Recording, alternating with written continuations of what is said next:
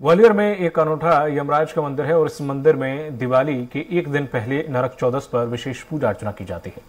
यमदेव की प्रतिमा में दूध, दही, शहद और तेल से अभिषेक किया जाता है। मान्यता है कि नरक चौदस पर पूजा अर्चना करने से लोगों को नरक से मुक्ति और कष्ट कम हो जाते हैं। मंदिर में सुबह से ही भक्तों का तांता लगा रहा है और जो देर रात तक इसी तरह जारी रहेगा।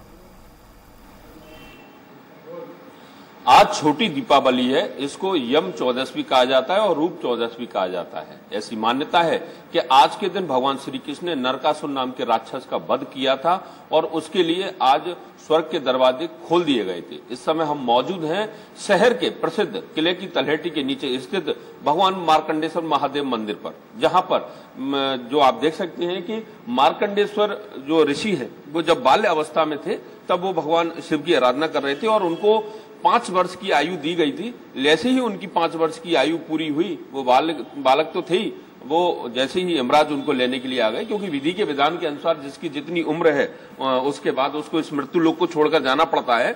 जब यमराज उनको लेने के लिए आए थे तो उस समय जो बालक थे मार्कंडेय ऋषि वो तपस्या कर रहे थे, भगवान शिव की आराधना कर रहे थे, क्योंकि उनके माता पिता ने कहा कि भगवान शिव की आराधना करो, वही आयु वृद्धि करते हैं।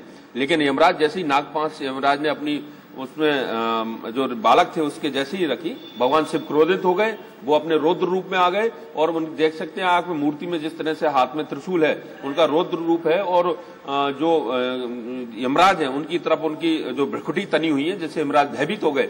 उन्होंने हाथ जोड़ लिए। यमराज जो है भैंसासुर पर सवार है, उन्होंने हाथ जोड़े कि प्रभु गलती क्या हुई है। उन्होंने कहा कि जो मेरी तपस्या कर रहा है उसको इस तरह से नहीं ले जा सकते और 5 वर्ष जो देवताओं के 5 वर्ष के बराबर उनकी उम्र है, तो सहस्त्र वर्ष वो उसके बाद रहे मार्कंडेय ऋषि।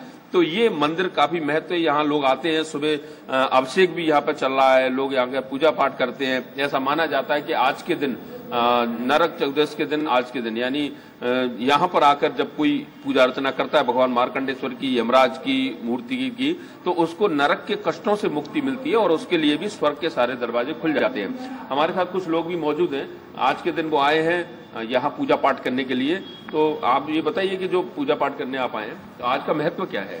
आज भगवान शिव जी का जो है बहुत बड़ा महत्व है। जहाँ जो कोई आता है, यमदेव पे जाता है, उसकी मनोकामना सफल होती है, कष्ट कम होता है और अच्छा फल मिलता है यहाँ शिव जी की कृपा से। तो बिल्कुल लोगों को ये भी पता है, बीमारियां भी दूर होती हैं। हमारे साथ मनोज जो पंडित जी हैं वो भी मौजूद हैं जो मंदिर में रहते हैं। हम उनसे बात करेंगे कि पंडित जी क्या महत्व है इस मंदिर का, कितना पुराना ये मंदिर है और यमराज और भगवान मार्कंडेश्वर और आज का क्या महत्व है यम चौदस का? मंदिर का निर्माण किए लगभग 300 वर्ष से ऊपर हो चुके हैं और मंदिर का जो नाम है मार्कंडेश्वर, तो मार्कंडे धन ईश्वर, मार्कंडेश्वर भगवान के सेवक हैं, ईश्वर भोले बाबा को कहा गया है। तो मार्कंडेय जो आपने अभी बताया, मार्कंडेय जो आयु थी तो उनकी अल्प आयु होने के कारण से जब उनने महामृत्यु में जाप किया, उसके बाद उनकी आयु पूरी हो गई, यमराज उनको लेने आए हैं तो उन्होंने शिवलिंग को पकड़ लिया। उन्होंने शिवलिंग फटा हुआ है बीच में से, भोले बाबा प्रकट हुए हैं और यमराज को दंडित किया है और मार्कंडेय चिरंजीव कर दिया गया है। इसे कहा भी जाता है कि अकाल मृत्यु से जो डरे कर्म करे चांडाल का, काल उसका क्या करे भक्त हो महाकाल का। जो महाकाल का भक्त हो जाता है वहाँ काल भी पराजय हो जाता है। अच्छा, तो रूप चौदस भी कहा जाता है आज के दिन? आज क्या है कि भगवान आज उसको रूप चौदस भी कहते हैं और नरक चौदस भी कहा जाता है। नरकासुर नाम का जो राक्षस था उसका भगवान श्री कृष्ण ने वध किया। उसके मोक्ष के लिए भगवान ने आज स्वर्ग के दरवाजे खोले थे।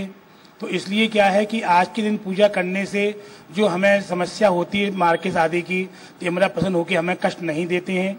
और रूप चतुर्दशी इसलिए बोली जाती है कि आज के दिन सुबह जो स्नान किए जाते हैं तो तिल से स्नान किए जाते हैं।